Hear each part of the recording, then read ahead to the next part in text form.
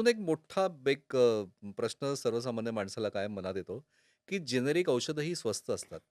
ती कमी गुणवत्तेची असतात म्हणून स्वस्त असतात का? असाही एक प्रश्न येतो. नेमकं काय म्हणजे तुम्ही एफ कमिशनर आहात? नाही, याच्यामध्ये जेनेरिक औषध कमी गुणवत्तेचे म्हणून नसतात. मुळामध्ये आपण याच्यात बघितलं पाहिजे, की प्रोप्रायटरी प्रॉडक्ट जे असतात, जे इंटेलेक्चुअल प्रॉपर्टी राईटच्या माध्यमातून ज्यांनी रिसर्च केलेला आहे, डेव्हलप केलेलं आहे, त्यांना त्यांच्या बुद्धिमत्तेच्या आधारे, कष्टाच्या आधारे ज्यांनी रिसर्च करून प्रॉडक्ट तयार केलेलं आहे, त्याचं रेम्युनरेशन किंवा त्याचा मोबदला भेटावा म्हणून त्यांना काही वर्ष हे प्रॉपर्टी राईट दिलेले असतात आणि ते प्रॉडक्ट तयार करतात आणि ते मार्केटमध्ये देतात. काही वर्षानंतर तो इंटेलेक्चुअल प्रॉपर्टी राईट कमी होऊन त्याच पद्धतीचं तीच प्रोसेस तयार करून दुसरे पण मॅन्युफॅक्चर ते तयार करू शकतात. मेथोडॉलॉजी कदाचित वेगळी असू शकते. प्रोसेस ज्याला म्हणतो, ती वेगळी असू शकते.